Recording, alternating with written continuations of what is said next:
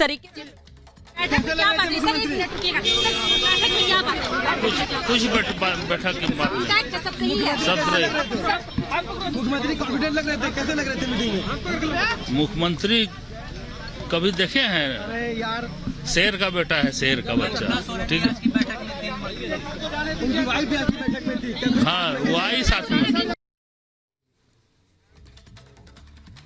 और हमारे साथ हमारे सहयोगी अनूप जुड़ गए हैं ज्यादा जानकारी के साथ। अनूप, पहले भी क्योंकि यही कयास लगाए जा रहे थे कि कल्पना सोरेन झारखंड की मुख्यमंत्री बन सकती हैं, इस बार भी मीटिंग होने के बाद क्या ये कयास लगाया जाए, लेकिन ये कयास का इस बार सही साबित होने वाले हैं? इस बार पूरी तरीके से जो अंडरग्राउंड हुए थे सोरेन, अब वो हथियार डालते हुए नजर आ रहे हैं।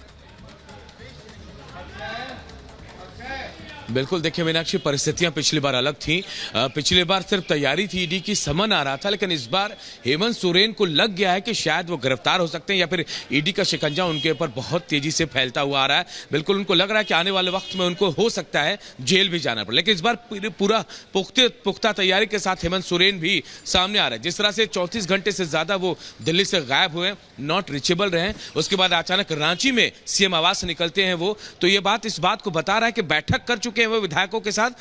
इसके बाद कल्पना सोरेन को भी उन्होंने इस बैठक में रखा था, जबकि विधायक नहीं थी। सब कुछ तय हो गया है और इसी वक्त पर आप देखिए कांग्रेस के प्रभारी का झारखंड में होना, आप इस बात को समझिए, झारखंड में होना इस बात को बता रहा है कि बहुत तैयारियां हैं। अभी जब प्रेस कॉन्फ्रेंस होगी तो शायद, मैं जो समझ पा रहा हूं कि शायद कांग्रेस के प्रभारी जो है, कांग्रेस के जो लोग हैं, विधायक हैं, जो वो लोग, तमाम लोग भी साथ होंगे और वहीं ऐलान होगा संयुक्त रूप से कि कल्पना सोरेन को आगे मुख्यमंत्री बनाया जा सकता है। क्योंकि जो परिस्थितियां इस वक्त राजनीतिक सियासी सरगर्मी झारखंड में देखने को मिल रही है, उसे देखकर लग रहा है कि हेमंत सोरेन अपनी सत्ता कल्पना सोरेन को सौंपने की पूरी तैयारी कर चुके हैं, बस औपचारिक ऐलान होना बाकी है।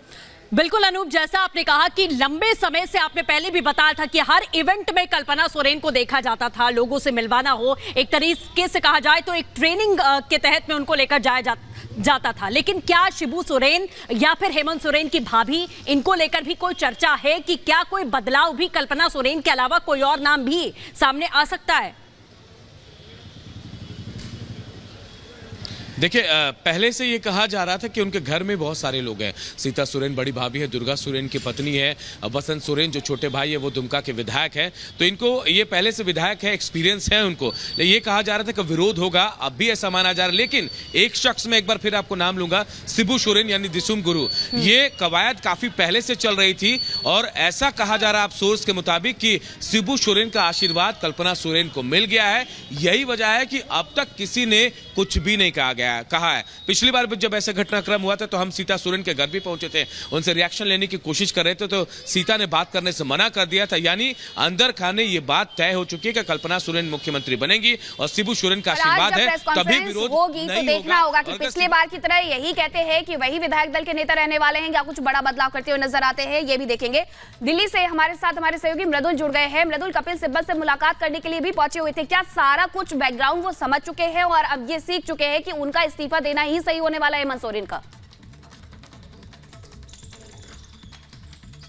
देखिए, मुलाकातों का दौर तो जारी है और संभावनाओं पर अगर देखा जाए, विचार किया जाए तो संभवतः ये हो सकता है। और जैसा अनूप जानकारी दे रहे थे, अंदर खाने ये खबर है कि आशीर्वाद मिलना था, उसी का इंतजार किया जा रहा था, वो भी मिल गया है। इसका सीधा मतलब ये है कि हाँ, झारखंड में सियासी हलचल बहुत ज्यादा तेज है और आने वाले वक्त में हमें कुछ बदलाव भी देखने को मिल सकते हैं। लेकिन सबसे बड़ी और अहम बात यही है कि ये बदलाव क्यों हो रहे हैं, इसका कारण है ईडी का एक्शन, और ईडी का वो एक्शन जिसमें घोटाले के कई सारे दबे हुए राजों को निकाला जा रहा है, खंगाला जा रहा है। जतिन, मैं चाहूंगा आप भी हमारे साथ आ जाइए, क्योंकि ईडी जब जमीन घोटाले का जिक्र करती है, झारखंड में सियासी हलचल तेज है, उनकी पत्नी का नाम सामने आ रहा है, लेकिन ये तब से शुरू हुआ जब ईडी ने समन जारी की और यहां पर छापा मारा गया। आज बिल्कुल देखिए, ये जो पूरा घोटाला है, कहीं ना कहीं आप देखेंगे कि सरकारी जमीन को किस तरीके से फर्जी दस्तावेजों के आधार पर खरीद और उसकी बिक्री की गई। लेकिन ईडी कितनी संवेदनशील इस मामले को लेकर इस लिहाज से कि 10 नोटिस हेमंत सोरेन को सर्व किए गए गए।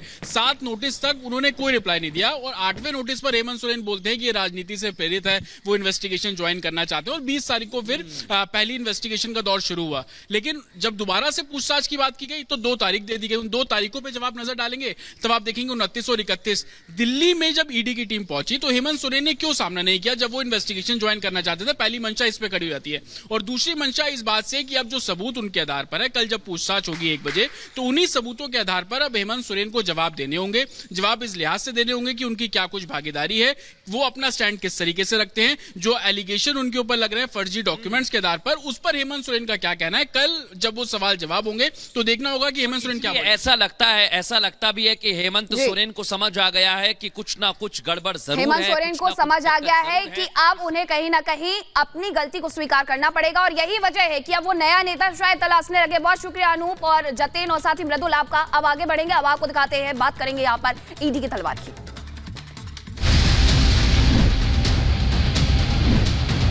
तरह से कल घटनाक्रम रहा और आज एजेंसियों का स्टार्ट हो गया है।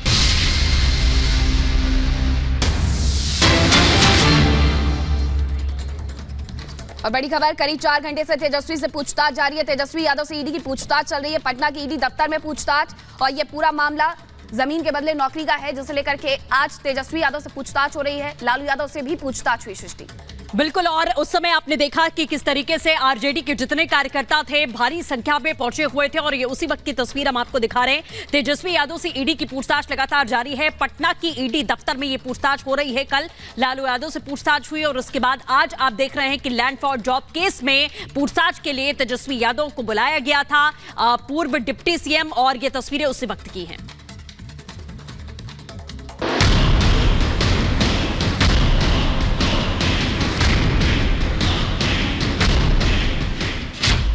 सवालों की लिस्ट तैयार, तेजस्वी पर गिरफ्तारी की तलवार। लालू यादव के बाद बेटे की बारी।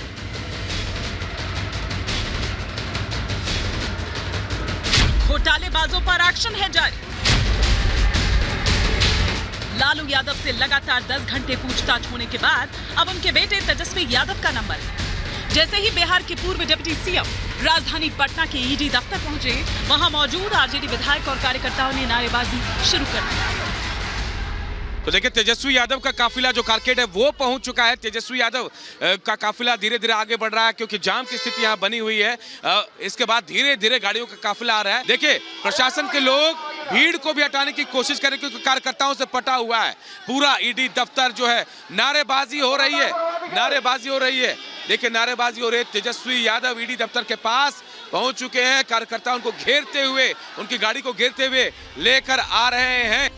तेजस्वी यादव के पहुंचते ही समर्थकों की भीड़ ने कार को घेर लिया। काफी मशक्कत के बाद उनकी गाड़ी अंदर पहुंची। सूत्रों से मिली जानकारी के मुताबिक ईडी ने लैंड फॉर जॉब केस में बिहार के पूर्व डिप्टी सीएम पर शिकंजा कसने की तैयारी पूरी कर ली है। इसके लिए ईडी ने 60 सवालों की लिस्ट बनाई। लालू यादव की तरह तेजस्वी यादव से भी ईडी कई घंटे तक पूछताछ कर सकती है, क्योंकि एक दिन पहले आरजेडी प्रमुख लालू प्रसाद यादव से land for job scam case में ईडी ने 10 घंटे तक पूछताछ की थी। लालू यादव की तरह तेजस्वी यादव से भी ईडी की दिल्ली और पटना की टीम पूछताछ कर रही है। तेजस्वी यादव ही बल्कि परिवार के बाकी जो लोग हैं, चाहे मीसा भारती हो, चाहे वो बाकी अन्य हेमा यादव हो, चाहे राबड़ी देवी हो, सबसे पूछताछ होनी है। और देखिए, यहाँ पे अब जो गहमा गहमी है कार्यकर्ताओं की ओर से वो बढ़ गई है क्योंकि कार्यकर्ता धीरे धीरे अब यहाँ से निकल रहे हैं। हालांकि लगातार विधायकों की ओर से कहा जा रहा है, समर्थकों की ओर से कहा जा रहा है कि लालू यादव के परिवार को परेशान करने का प्रयास किया जा रहा है और ये बदले की पूछताछ है, ये उनकी ओर से कहा जा रहा है। लालू परिवार से ईडी की पूछताछ को लेकर सियासत भी तेज हो गई है। आरजेडी ने ईडी की कार्रवाई के बहाने बीजेपी पर हमला बोला है। कल जो 10 घंटे प्रताड़ित किया ना, पूरे बिहार ने देखा, इतिहास में दर्ज हुआ। जब ये सत्ता का चक्र पलटेगा ना, सब इसकी जद में आएंगे। आज वाले हमें तब भी अफसोस होगा, लेकिन हमें कहना पड़ेगा, श्रीमान, शुरुआत आपने की थी। बीमार व्यक्ति, बुजुर्ग व्यक्ति आदरणीय लालू प्रसाद जी 9-9 घंटे तक पूछताछ, सब चीजों का जवाब दिया जाएगा। लड़ाई जांच एजेंसियों से नहीं, भाजपाइयों से है। कब तक जुल्म करेंगे सत्ता के हथियारों से? चप्पा चप्पा गूंज रहा है लालू जी, तेजस्वी जी के नारों से। वहीं बीजेपी ने बगैर वक्त गवाए आरजेडी को आड़े हाथों लिया। बीजेपी ने लालू परिवार पर भ्रष्टाचार के गंभीर आरोप लगाए हैं। और लालू प्रसाद जी जब मुख्यमंत्री रहे तो चारा खा गए, और जब रेल मंत्री हुए तो बच्चों की नौकरी खा गए। तो इसका जांच तो होगा ना। राजवंशों की सत्ता 1947 में समाप्त हुई थी। अब लोकतंत्र का आवरण ओढ़े हुए जो लोकतांत्रिक राजवंश हैं, उनकी सत्ता को चुनौती मिल रही है और उनको लग रहा है कि आने वाले चुनावों के बाद उनका भविष्य क्या होगा। ये लोकतांत्रिक राजवंशों के लिए चुनाव का भ्रम जनता के सामने रखकर राजनीति करना संभव नहीं हो पाएगा, क्योंकि अब भारत में वास्तविक लोक सत्ता का प्रादुर्भाव हो गया है।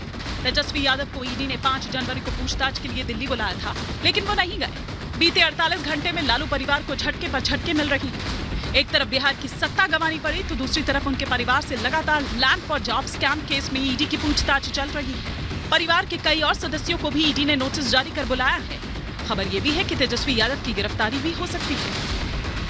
Bureau report, Republic Bharat.